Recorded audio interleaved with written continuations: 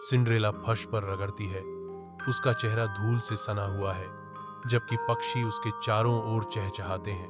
उसकी सौतेली बहनें भड़कीले कपड़े पहने ऊपर की खिड़की से उपहास उड़ाती हुई हंसती हैं। सौतेली माँ ठंडी निर्मम अभिव्यक्ति के साथ देखती है।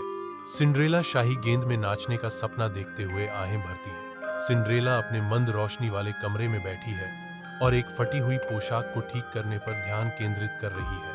अचानक एक उज्जवल प्रकाश कमरे में भर जाता है, जो एक असाधारण आगमन का संकेत देता है। परी माता चमचमाती हुई प्रकट होती है।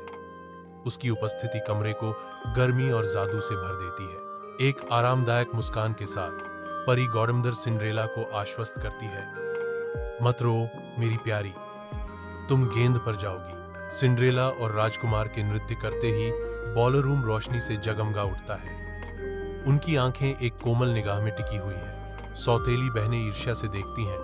उनके चेहरे जलन से विकृत हो जाते हैं। घड़ी आधी रात को बजना शुरू कर देती है। इसकी झंकार भयावह रूप से गूंजती है। सिंड्रेला की आंखें घबराहट में फैल जाती हैं। मुझे जाना होगा। सिंड्रेला के साधारण घर पर एक शाही बग्घी आती है, जो भाग्य के एक क्षण का संकेत देती है। राजकुमार नाजुक कांच की चप्पल को पकड़े हुए बाहर निकलता है, क्योंकि हवा में उम्मीद की किरण जगमगाती है। सौतेली बहनें बेताब और अनाड़ी अपनी एड़ियों को स्लीपर में जबरदस्ती घुसाने की नाकाम कोशिश करती हैं। सिंड्रेला आगे बढ़ती है।